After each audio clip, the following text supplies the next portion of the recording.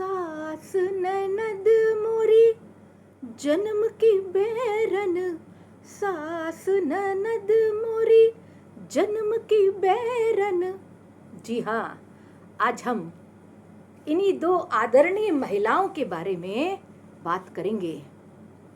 हमारे जितने भी लोक संगीत हैं, लोकगीत हैं, सभी में ये दो आदरणीय महिलाएं, सास और ननद, हमेशा से ही बहू की दुश्मन सी बनी हुई हैं, बनी रहती हैं, और ये हम अपने लोकगीतों में पाते हैं। हमारे लोकगीत हमारी संस्कृति की, हमारे जो परंपरागत आचार विचार हैं, व्यवहार हैं, उसके द्योतक हैं।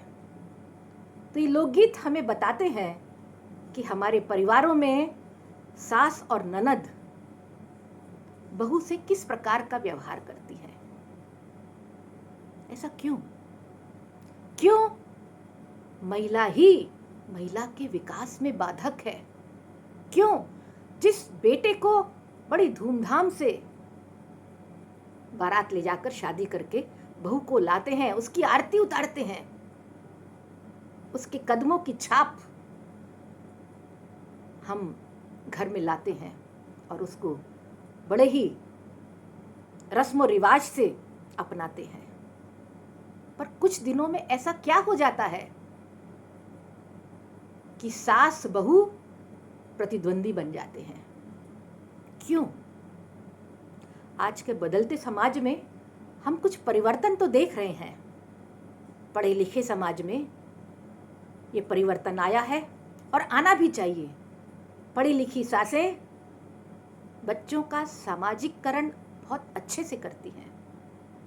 जो सोशलाइजेशन होता है, यानी संस्कारों का बीजारोपण, एक पढ़ी लिखी सास, एक पढ़ी लिखी दादी अपने नाती पोतों का बहुत अच्छे से कर सकती है। तो संस्कारों के बीजारोपण में इनका महत्वपूर्ण स्थान है। तो पढ़ा लिखा समाज बदल रहा है, लेकिन फिर भी कसक अभी बाकी है। चाहे दहेज प्रताड़ना हो, चाहे घरेलू हिंसा हो, कभी भी घर की औरतें बहू के साथ नहीं खड़ी होती। क्यों? हमें बदलना नहीं चाहिए? कोशिश करें, अपने आप को बदलें। आज के समय की ये मांग है दोनों पक्षों की तरफ से। आज पति पत्नी दोनों लंबे समय तक घर से बाहर रहते हैं, बच्चों की सुरक्षा की दृष्टि से, बच्चों की खान पान की दृष्टि से और बच्चों के संस्कारों की दृष्टि से। यदि घर में माता पिता हैं तो आप निश्चिंत होकर अपने सर्विस पर, अपनी नौकरी पर जा सकते हैं और वहाँ शांति अनुभव करते हैं कि एक बच्चे हमारे सुरक्षित हैं। तो समय की मांग है।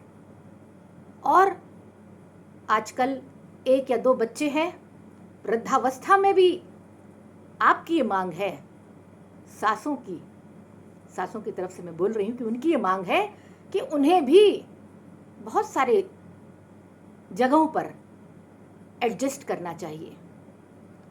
जो 50 साल पहले बहुओं से अपेक्षा की जाती थी, उस प्रकार की अपेक्षाएं न रखें। और ये दोनों पक्ष यदि रल मिलकर चलेंगे तो एक सुखद संसार बनेगा। पर हम ऐसा अक्सर कर नहीं पाते। ग्रामीण परिवेश में एक अध्ययन किया गया। वो अध्ययन था बोस्टन यूनिवर्सिटी ऑफ इकोनॉमिक्स का। उसमें प्रोफेसर रही एस अनुकृति। उन्होंने ग्रामीण परिवेश में रहने वाली महिलाओं का सर्वेक्षण किया और ये पाया कि 86% महिलाएं, यानी जो बहुएं हैं, उनका कोई भी सामाजिक दायरा था ही नहीं।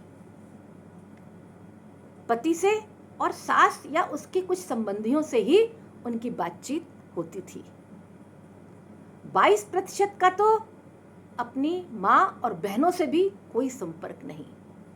इसके विपरीत जहां बहुएं सासों के साथ नहीं रहती हैं, वहाँ ये सामाजिक दायरा 40% अधिक मिला।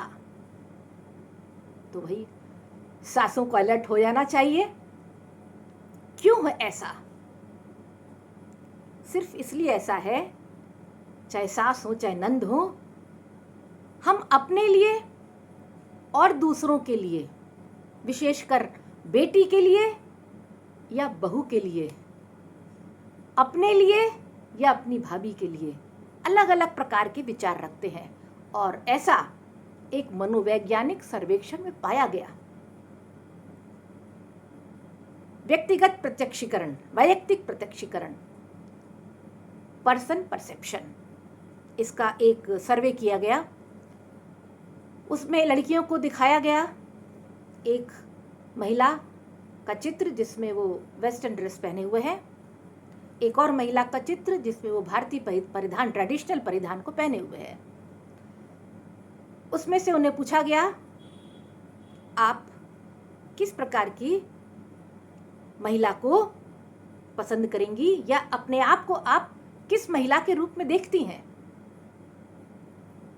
सबने अपना मत प्रदान कर दिया।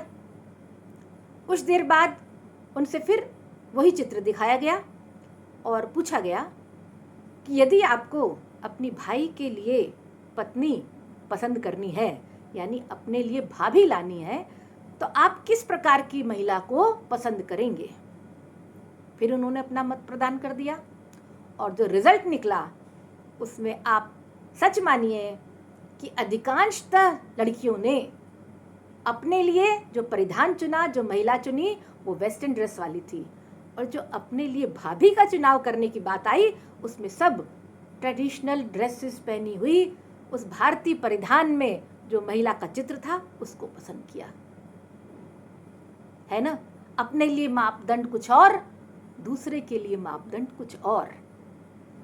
जब अपने बेटी दामाद रोज घर आते हैं तो हम दामाद की बहुत प्रशंसा करते हैं, बहुत अच्छा है, रोज हमको हमारी बेटी को हमसे मिलाने के लिए लाता है, हमारी बेटी को खूब अच्छा घुमाता है। और वही अगर बेटा करता है तो वो जोरू का गुलाम हो जाता है। ऐसा क्यों? समझदारी का समय है, बढ़ता बदलता समय है।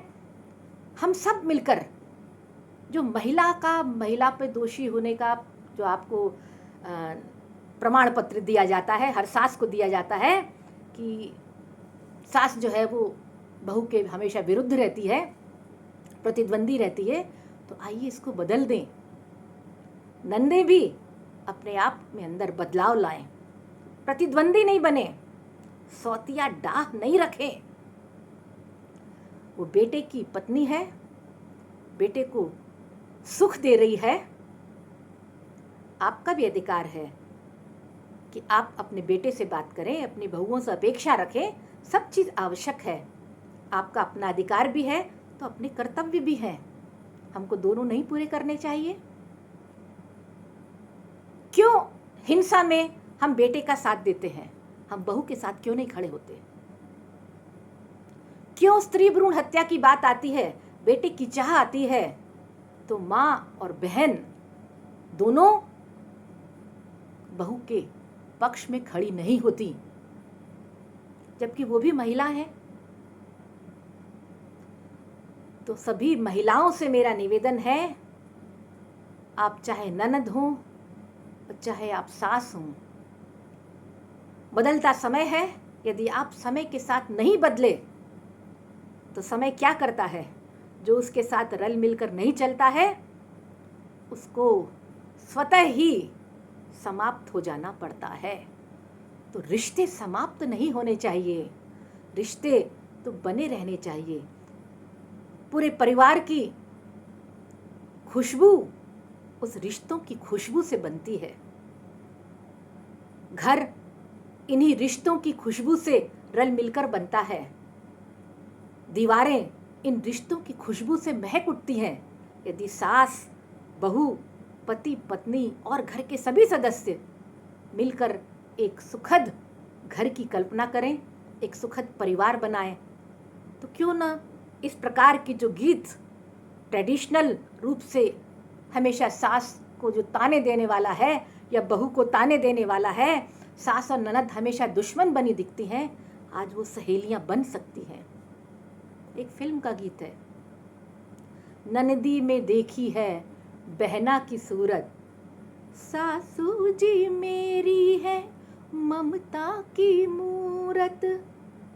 ये सपना है? नहीं,